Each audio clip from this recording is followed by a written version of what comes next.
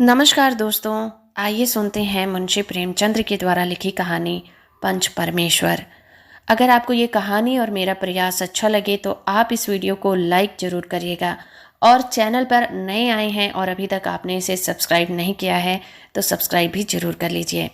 तो चलिए दोस्तों, शुरू करते हैं कहानी पंच परमेश्वर, जो कि मुंशी प्रेमचंद्र के द्वारा लिखी गई है। जुम्मन शेख और अगलू चौधरी दो पक्के दोस्त थे। वो हिस्सेदारी में खेती करते थे, यहाँ तक कि उनका कुछ लेन देन भी एक साथ होता था। दोनों एक दूसरे पर पूरा विश्वास करते थे।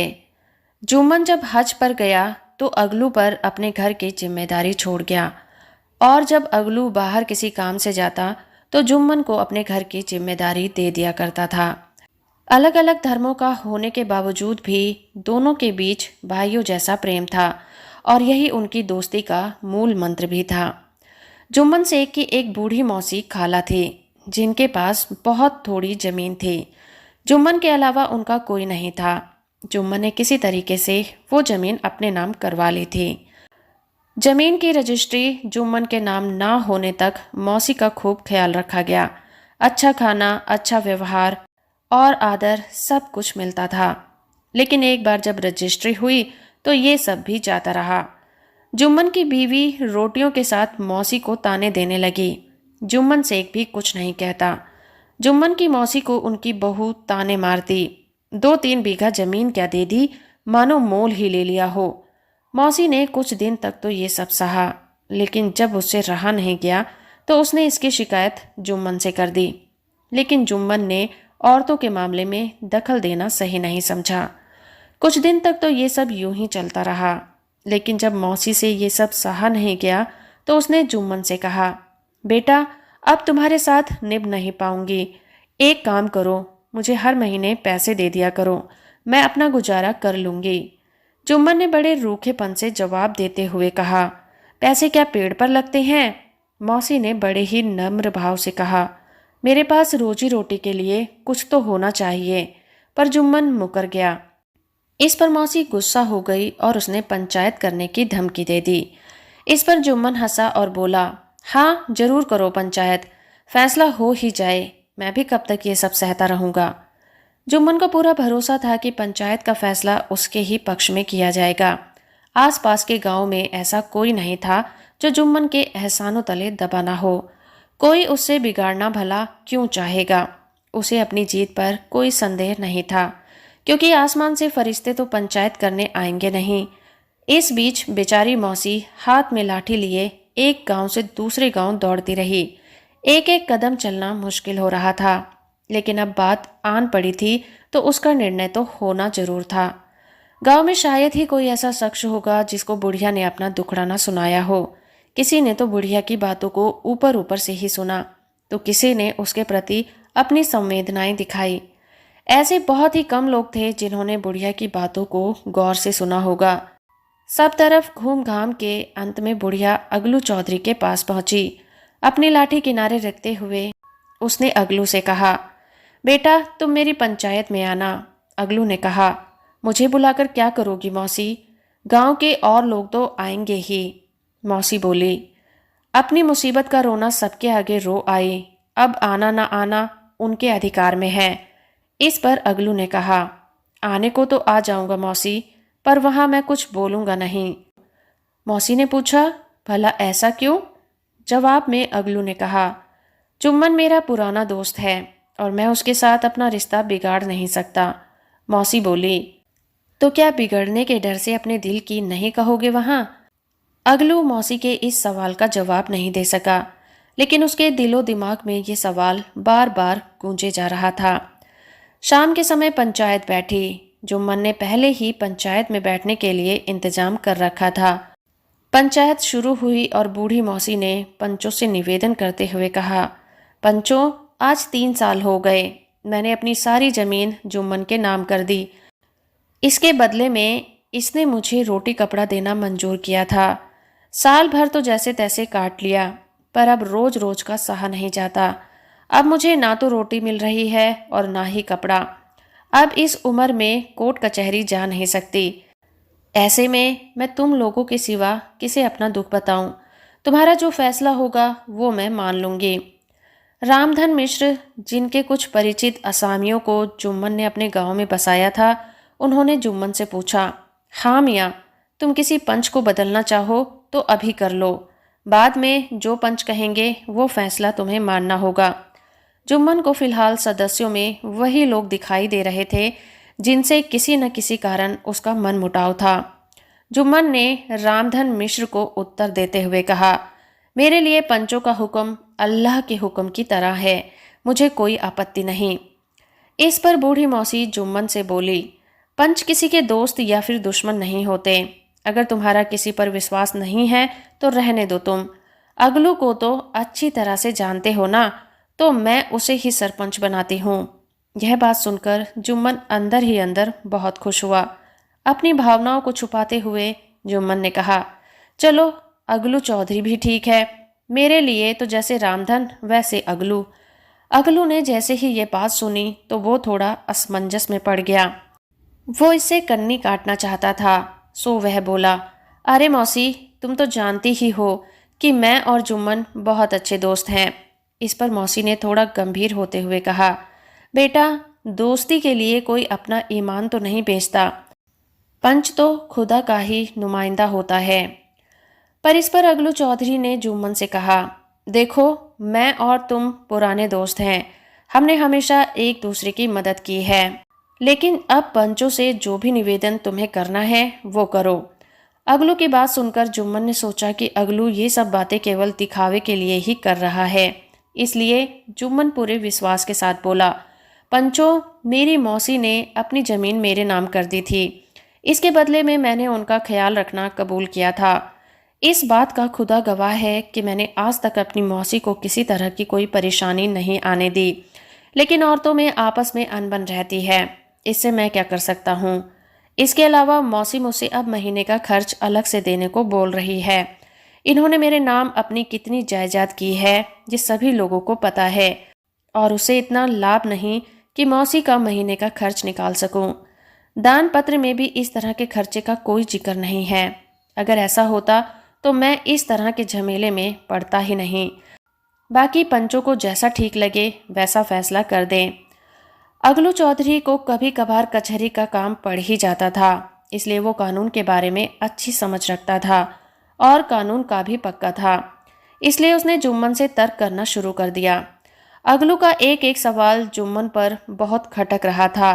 वो इस बात को लेकर हैरान था कि अभी थोड़ी देर पहले तक तो अगलू किस तरह की बातें कर रहा था और अब एकदम से न जाने उसे क्या हो गया है। जुम्मन अभी इसी सोच विचार में था कि इतने में अगलू ने अपना फैसला सुनाया। जुम्मन, पंचों ने तमाम दलीलों को ध्यान में रखते हुए ये निष्कर्ष निकाला है कि मौसी को तुम्हें हर महीने खर्चा देना ही पड़ेगा। अगर तुम्हें यह फैसला मंजूर नहीं है तो जिस जायदाद को लेकर करारनामा है उसे रद्द समझा जाएगा। फैसला सुनकर जुम्मन के होश उड़ गए। उसे यह समझ नहीं आ रहा था कि यह फैसला उसका दोस्त सुना रहा है या फिर उसका कोई दुश्मन है। उसे ऐसा लग रहा था जैसे उसे किसी ने बहुत बड़ा धोखा दिया हो। अब जुम्मन को हर वक्त यही बात खाई जा रही थी कि वो अपने साथ हुए धोखे का बदला कब ले। आखिर वो दिन आ ही गया और जुम्मन को अगलू से बदला लेने का मौका मिल गया। अगलू बटेसा से बैलों की एक जोड़ी खरीद लाया था, जिसमें से एक बैल की मौत हो गई थी। इस पर जुम्मन सबसे कहता फिरता, यह तो उस धोखे की सजा है। इंसान चाहे कुछ भी करे, लेकिन वो खुदा सब देखता है। वहीं अगलू चौधरी को इस बात का शक था कि उसके बैल की मृत्यु ऐसे ही नहीं हुई है, बल्कि हो सकता है कि जुम्मन ने बैल को जहर दे दिया हो। चौधराइन ने भी इसे लेकर हामी भरी थी। इसी बात को लेकर एक दिन चौधराइन और जुम्मन की बीवी के बीच बहसबाजी हुई। अब अगलू को ये समझ नहीं आ रहा था कि वो अकेले बैल का क्या करे। गांव में ही एक समझू साहू नाम का व्यक्ति था जो इक्का गाड़ी चलाता था। उसका काम गांव से गुड़ लादकर शहर की मंडी में ले जाना और वहां से तेल और नमक आदि लाना था। समझू का मन अगलू के बैल पर आ गया था। उसने देखा कि बैल काफी अच्छा है तो दिन में 2 से 3 चक्कर शहर के हो जाएंगे। तो उसने इस बारे में अगलू से बात की और एक तय दाम से बैल को ले जाकर खूंटे में बांध दिया। समझू को नया बैल क्या मिला, वो तो फूले न समाता था। दिन में 4-4 चक्कर शहर के लगाने लगा। ना उसे बैल के चारे की फिक्र होती और ना ही उसके पानी की। रात को बस रूखा सूखा भूसा सामने डाल दिया करता था। बेचारा दम ही नहीं ले पाता था कि समझू उसे फिर हाँक देता। एक दिन शहर का चौथा चक्कर लगाकर समझू साहू वापस आ रहा था। उसके इक्के पर दोगुना वजन लादा था। दिन भर की थकान से बैल मुश्किल से ही चल पा रहा था। अंधेरा होने वाला था और समझू को पहुंचने में जल्दी थी। ऐसे में वो उसे कोड़े मार मार कर भगाता जाता, लेकिन अंत में जानवर से सहा नहीं गया और वो धरती पर गिर पड़ा। बैल गिरा भी ऐसा कि उसके प्राण निकल गए। दिन भर के चक्कर लगाने के बाद साहू जी के पास कोई 250 रुपये कमाई बनी थी, जो उसकी कमर में बंधी थी। इसके अलावा नमक के बोरे भी गाड़ी में थे। ऐसे में गाड़ी को छोड़कर वो जा भी नहीं सकता था। इस तरह उसने रात को वहीं रुकने का फैसला किया। पहले हुक्का और फिर चिलम पीकर साहू जी अपनी नींद को भगाने की कोशिश करते रहे, लेकिन ना जाने कब आंख लग गई। जब नींद खुली तो उसके साथ होश भी उड़ गए। कमर में बंधी थैली गायब हो गई थी। इस घटना को करीब 1 महीना बीत गया। अगलू जब अपने बैल के पैसे लेने साहू जी के पास गया तो मामला ही उल्टा पड़ गया। साहू तो साहू, उसकी बीवी भी उस पर झल्ला पड़ी। साहू बिगड़ते हुए बोला, यहाँ हमारी पूरी कमाई लुट गई और इन्हें अपने पैसों की पड़ी है। कमजोर बैल थमा दिया और अब उसके पैसे भी मांगने चले हैं। अगर तसल्ली नहीं मिलती तो हमारा बैल बाहर बंधा है, उसे ले जाओ। 1-2 महीना उससे काम करवा लो और इससे ज़्यादा क्या लोगे। अगलू पहले तो शांत रहकर मामला दबाने में लगे रहे, लेकिन यहाँ सवाल पैसों का था तो वो भी गुस्सा हो पड़े। दोनों का शोर सुनकर गांव के और भी लोग इकट्ठा हो गए। दोनों को शांत करवाते हुए उन्हें पंचायत करने की सलाह दे डाली। अगलू चौधरी और समझू साहू दोनों इसे लेकर राजी हो गए। फिर क्या था, घटना के ठीक तीसरे दिन पंचायत बैठी। रामधन मिश्र ने कहा, देर क्यों करें, पहले पंचायत का चुनाव कर लो। बोलो अगलू, तुम किसे पंच चुनोगे। अगलू ने कहा, समझू साहू ही इसका निर्णय करें। इस पर समझू खड़ा हुआ और बोला, मैं जुम्मन शेख को चुनता हूँ। जुम्मन का नाम सुनते ही अगलू पीला पड़ गया। पर इस पर रामधन ने पूछा, क्यों अगलू, तुम्हें इस बात से कोई आपत्ति तो नहीं है। अगलू ने उत्तर दिया, मुझे कोई आपत्ति नहीं है।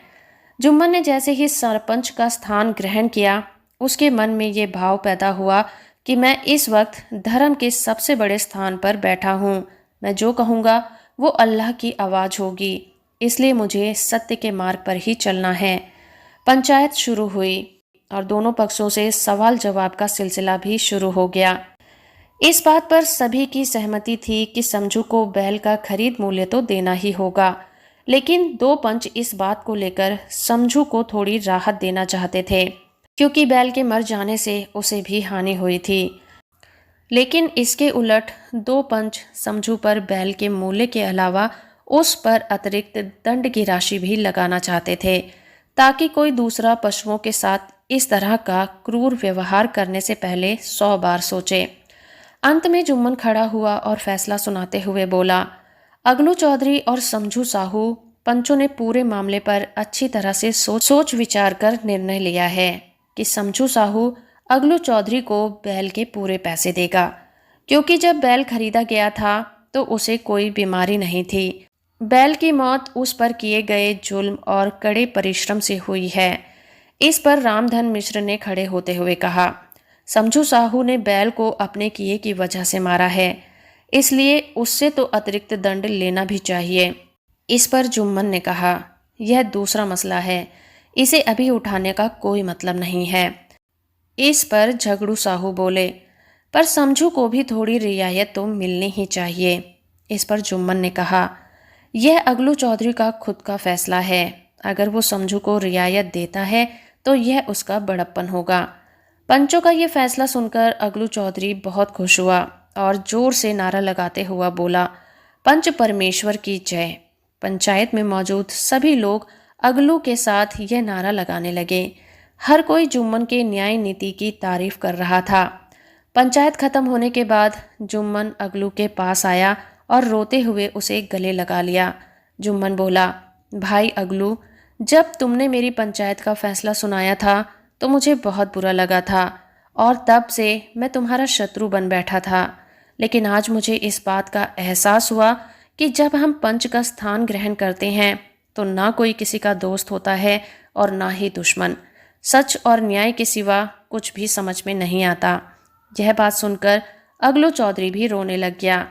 दोनों के बीच जो बुराई का मैल था वो आंसुओं से धुल गया और दोनों की दोस्ती और ज़्यादा पक्की हो गई। तो दोस्तों, अभी आप सुन रहे थे मुंशी प्रेमचंद्र के द्वारा लिखी कहानी पंच परमेश्वर। उम्मीद करती हूँ आपको ये कहानी और मेरा प्रयास अच्छा लगा होगा। हमें कमेंट करके ज़रूर बताइए कि आपको ये कहानियाँ कैसी लगती हैं। आपके कमेंट हमारे लिए महत्वपूर्ण हैं।